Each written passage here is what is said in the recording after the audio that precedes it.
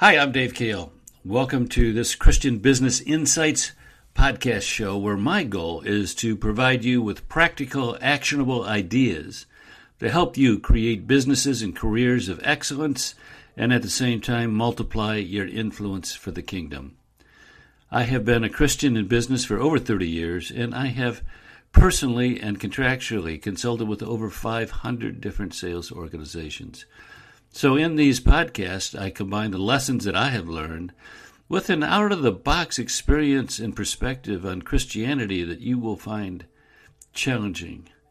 And we put that together to provide you with practical insights and ideas that you can use to live better and lead better. Welcome to the journey.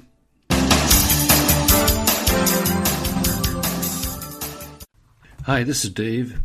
You know, some of these podcasts focus on the spiritual aspect of your business, and some of them focus on building just a more successful business. And in this podcast, we're going to go with the latter, and this is a piece of wisdom that I've gained over the years. You know, in my earlier life, I had 7 sales positions from the time I was about 18 to age 34.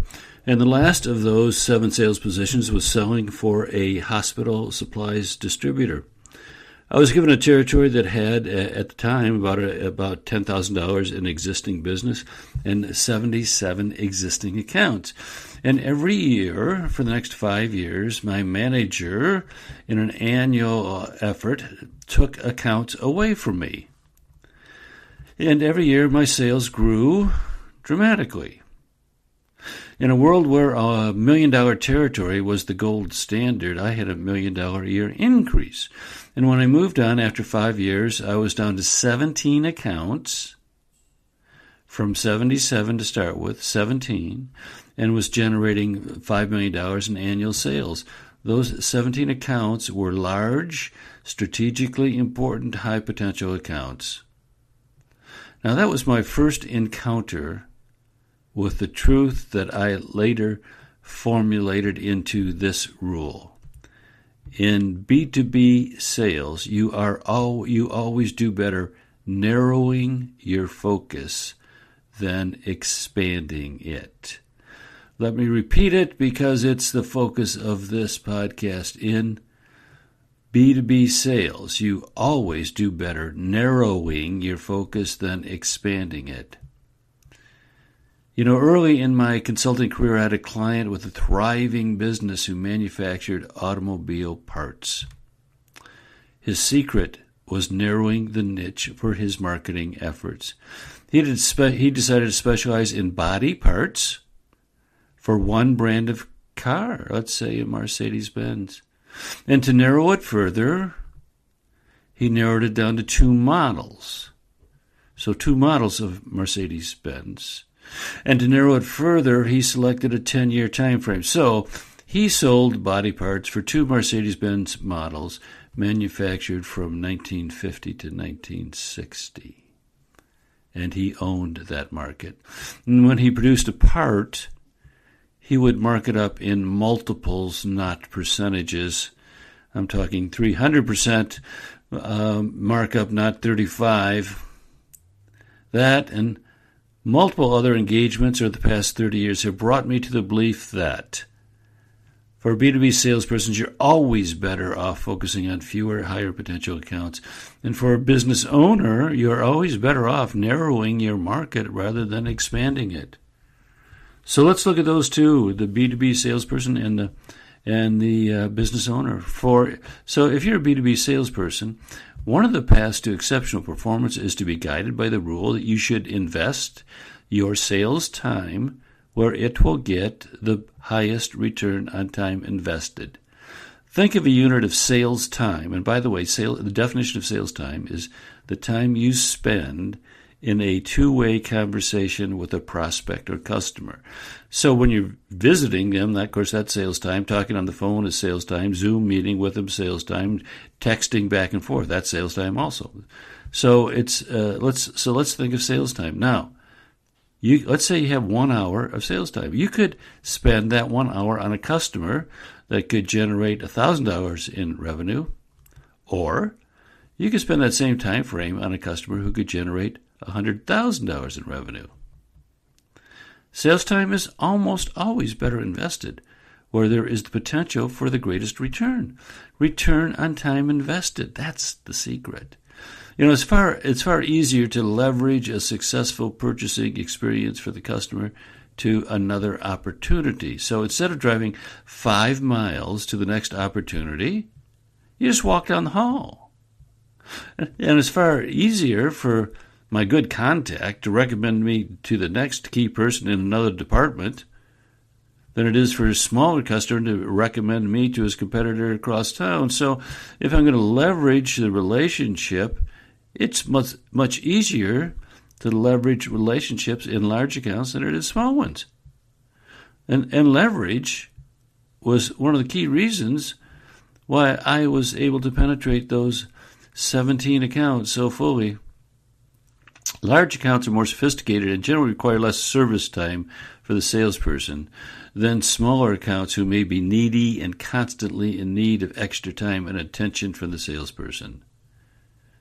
In addition, they generally make decisions on a more objective-based set of criteria, whereas smaller accounts are more likely to react emotionally.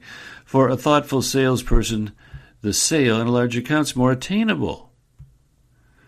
In our selling system, for example, we teach a system for ranking and prioritizing accounts based on their realistic potential.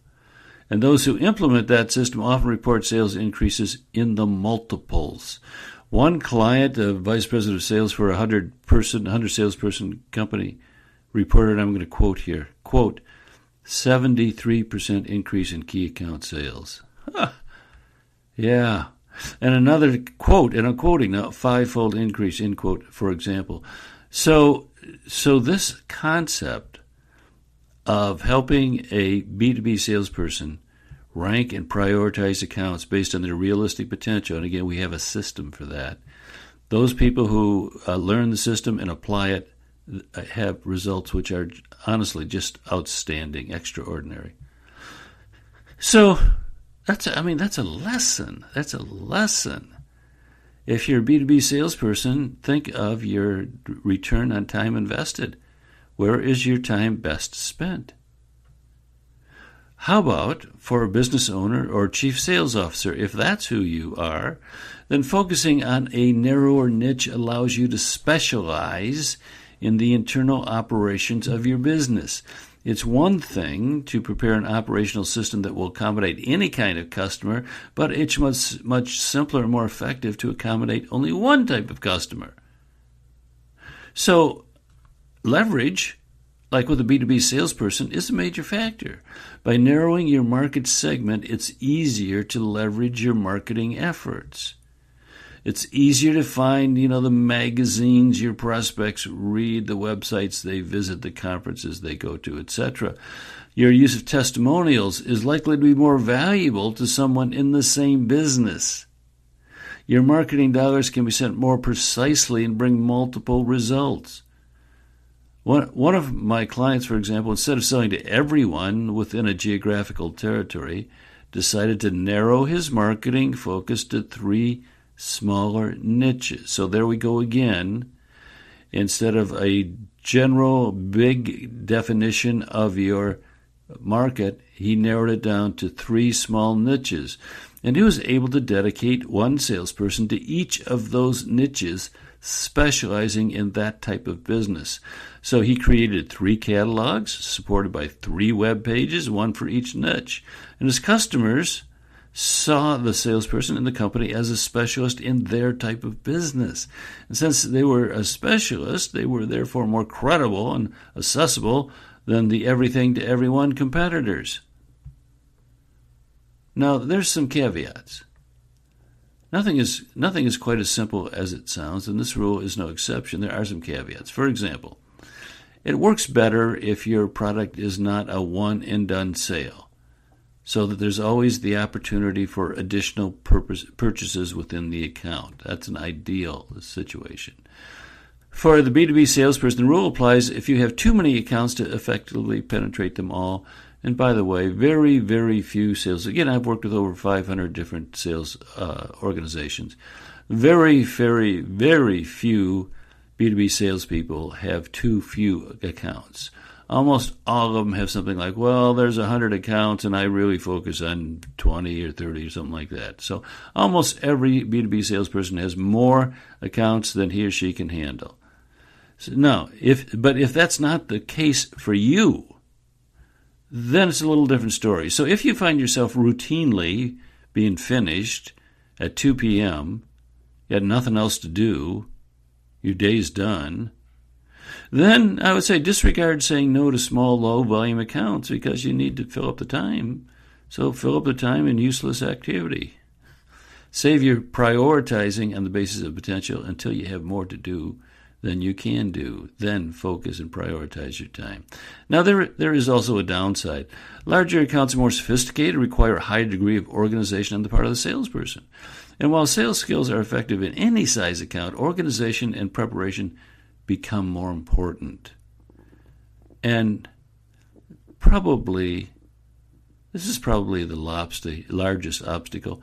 Salespeople are often comfortable with the status quo and unwilling to break out of their comfort zones. It's easy to call on his or her friends, regardless of the size or potential, and those are often in smaller accounts. Breaking that habit is difficult.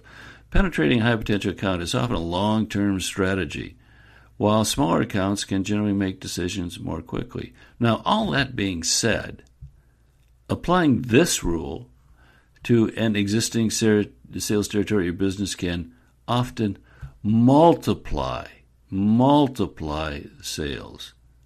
It can make it more fulfilling and generate record profits. And, that's why it's one of the top 25 lessons that I have learned over my career. 25 most important lessons. This is one. In the B2B world, you're almost always more effective by narrowing your focus.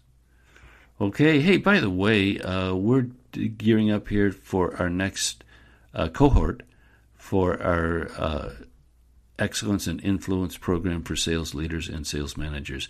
Now, this is a program where we teach the best practices of sales leaders and sales managers, and it gets amazing results. We've trained over 2,000 sales managers and sales leaders in this particular set of principles and practices. We're going to teach you a system for managing salespeople, and that system will stay with you for the rest of your life. It will be an investment in your career.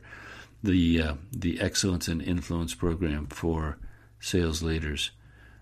I'm going to put a link in the show notes. Check it out. We do it as a cohort once a year, and we're taking reservations right now. Okay, that's it. We're done. Bye-bye.